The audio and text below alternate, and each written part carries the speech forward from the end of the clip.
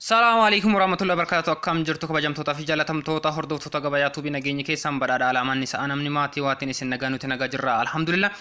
Kuni gabayaa tuub jechaadha. Gabayaan tuubii YouTube keessan yeroo hunda meeshaalee Itoophiyaa keessatti argaman gatii isaa fi iddoon itti argamu information isaa guutuu wajjin qabate yeroo yerootti kan isiniif dhiyeessu akka ta'e ni beektu jechaadha. Guyyaa har'aas gaafii hedduu keessanii kan ta'ee fi ofii kennas meeshaa kana beekuu qabdan kan jenne keessattuu karaa keessatti warroonni meeshaa kana yeroo dheeraaf na gaafachaa turtan kallattiimaan guyyaa har'a information isaa gatii isaa meeqaan bitachuu akka dandeettanii fi gosa isaa maal kamtu jira kan jedhu kallattiimaan odeeffannoo isaa san biraan gahaa jechuudha. Isin hanga xumura qophii keenyaatti nu hordofa. Warroonni yeroo jalqabaatiif gara YouTube channel keenya dhuftan subscribe gochuu hin dagatinaa. Subscribe gochuudhaan maatii keenya ta'a wantoota yeroo yerootti nu asirraa gad dhiifnu irraa fayyadamaa isin jedha. Warroonni miseensa keenya taatan ammoo share like gochuudhaan nu jajjabeessa odeeffannoo hedduu asirraa argattan jedhee yaada. Meeshaalee nuti gadhiifne alattis meeshaa biraa yoo barbaaddan karaa keessaatiinis ta'e karaa koomentiitiin meeshaa barbaaddanii fi gaafii yoo qabaattan akkuma guyyaa darbee isin jedhee gaafachuu fi nu barreessuu ni dandeettan jechaadha. Waan gaafattan kamuyyuu turre bullee otoo hin jedhin yeroo gabaabaa keessatti isin biraan ni kenna. Kallattiimaan guyyaa har'aa namoonni hedduun kan na gaafachaa turtan meeshaa suuraa irratti argaa jirtan kana oviin yookaan ammoo Stovi elektirikii fi gaazaan hojjetu kallattiimaan guyyaa har'aa isin biraan gaha jechaadha. Kanaafi guyyaa har'aa meeshaa kana meeshaa gosa hedduu qabadhee isiniif dhufee jira. Garaagarummaa hedduu qaba meeshaan kun sunsuma isaa yookaan ammoo iddoo meeshichi yookaan nyaata irratti bilcheessinu kan irratti hundaa'uun gatii isaa fi akkasumas oomisha isaa irratti hundaa'uun garaagarummaa hedduu qaba. Kallattiimaan kana hunda meeshaa hedduu harka qabaadha. Kallattiimaan isin biraan gahaa xumura qophii keenyaatti yoo hordoftan odeeffannoo bareedaa asirraa argattan jedhee yaada. Kallattiimaan gara odeeffannoo guyyaa har'aa qabadhee isiniif dhufetti yoo isin dabarse meeshaan amma argaa jirtan kun oviin yookaan ammoo afaan oromootiin furnoo kan sunsumas jedhameetiin beekama. Isa kana kan amma suuraa irratti argaa jirtan kun kumtiin oviin jedhama jechaadha. Meeshaa baay'ee tokko bareeda. Dhaabbannaan isaa freestanding kophaa isaa dhaabbachuu danda'a jechaadha. Waan kamuyyuu irra kaa'uu hin dandeenyu jechaadha. Lafuma kenneetii irratti fayyadamu kan ammoo irratti hojjechuu ni dandeenya. Inni kun akkuma argaa jirtan kana sunsumni isaa iddoon nyaata irratti bilcheessinu afur qaba jechaadha. Gama tokkoon isa lama kan gaazaan fayyadamnuu fi gama tokkoon isa lama kan elektirikaan fayyadamnu jechaadha. Kan shiboon irra marfame kun kan gaazaan dalagu jechaadha.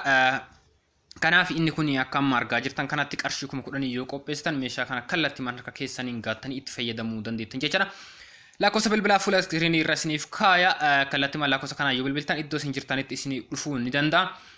Keessattuu yoo biyya keessa hin jirre namnis isinii bitee isiniif kaa'uu ni danda'a jechaadha. Gatii isaa kallattiimaan amma waan isin biraan gahuuf gatii kanaan bitanii isiniif kaa'uu ni danda'ani.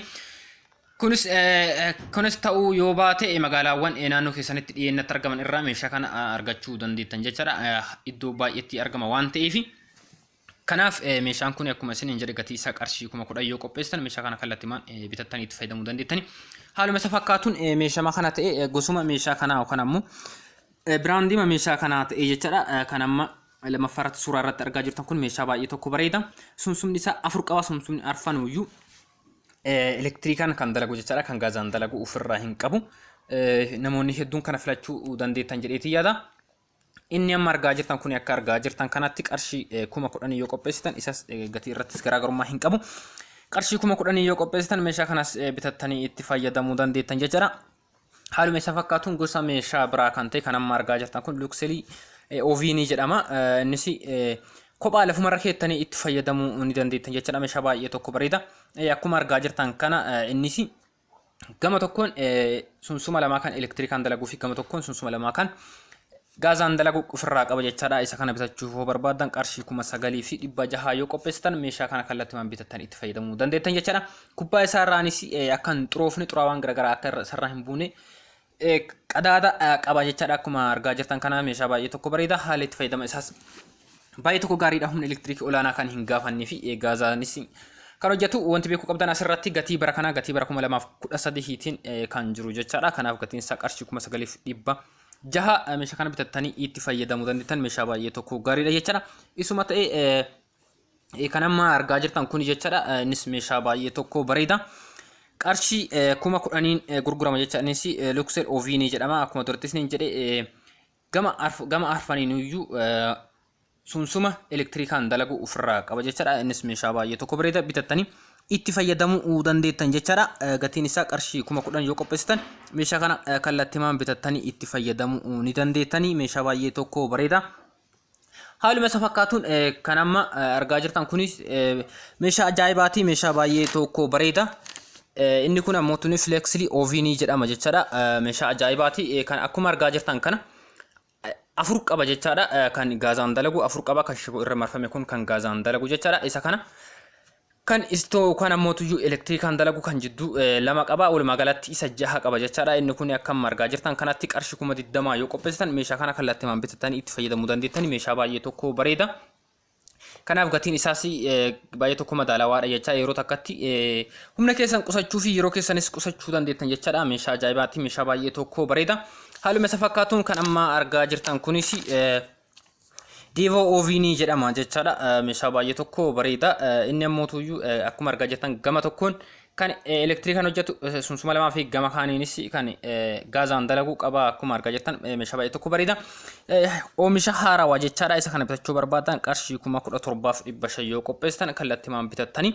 itti fayyadamuu dandeettanii meeshaa baay'ee tokko bareeda jechaadha gatiin isaas hedduu tokko madaalawaadha haaluma isa fakkaatuun kan amma argaa jirtan kun gosa isa kan maata eetiin jechaadha flexly oven jedhama kan amma argaa jirtan kun qarshii 10,000 bitachuu dandeettanii arfan isaaniiyyuu elektirikaan kan dalagu jechaadha akkuma gubbaa irratti argaa jirtanii uffisni isaa kan ammoo qadaadni isaa inni qaba jechaadha xuraawaan garagaraa irra bu'uu hin danda'u kallattimaan gara isa kanaattis hin dabarsaa kunis meeshaa baay'ee tokko bareeda meeshaa ajaa'ibaati inni kun flexly oven jedhama gosa kan duratti isa jaha qabu saniin ol fakkeenya qaba jechaadha inni kunis meeshaa baay'ee tokko bareeda isa kana bitachuu barbaadan qarshii 9,500 yoo qopheessitan meeshaa kana bitattanii itti fayyadamuu dandeettani meeshaa bareeda jechaadha kanaaf kallattimaan gatii kanaan iddoo isin jirtanittis isiniif dhufuu ni danda'a iddoo inni gurguramuttis hidhattanii bitachuu dandeettani kunis hin ta'u jettan akkuma dura isiniin jedhe magaalaa naannoo keessan jirutti deemtanii meeshaa kana filattanii bitachuu dandeettan jechaadha kaniin hundayyuu bakka tokkotti argachuu dandeettani kan hunda bakka tokkotti yoo argattani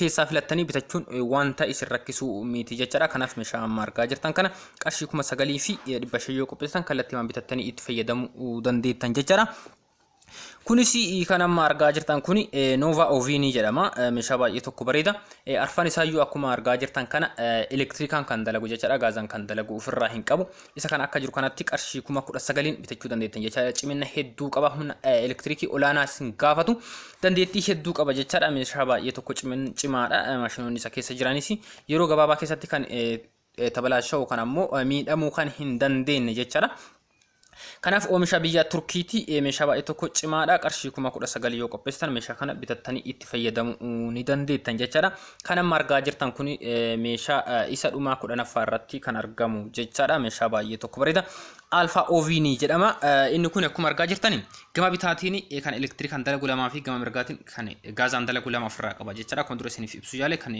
shiboon irraa rakkifame kun kan gaazaan dalagu jechaadha inni kun akka margaa jirtan kanatti qarshii 17,500 yoo qopheessitan kallattimaan bitattanii itti fayyadamuu dandeettan meeshaa baay'ee tokko bareeda cimina hedduus qaba oomisha biyya Turkiiti akkuma dura isiniif ibsuuf yaale kanaafi kabajamtootaa fi jaalatamtoota hordoftoota keenya meeshaan guyyaa har'aa isiniif dhiyeesse kunniin gatii bara kana bara 2013tiin kan jiru jechaadha anis jijjiiramni gatii isaa irratti uumamuu irraa kan ka'e isiniif hojjechuu yaale kanaafi waan as keessatti dogongore hoo jiraate na huffilchaa isiniin jedhaati wanta isiniin gallee fi waan gaafii isinitti ta'e yoo qabaattan gara keessaatiinis dhuftanii gama lakkoofsa keenya isiniif kennineetiin nu dubbisuu dandeettanii waan gaafii isinitti ta'e gaafachuu fi meeshaa bira kan barbaadda yoo jiraate beeksifachuu fi akkasumas asirratti meeshaa kana asirratti wanti isin hin galles yoo jiraate gaafachuu dandeettan jechaadha.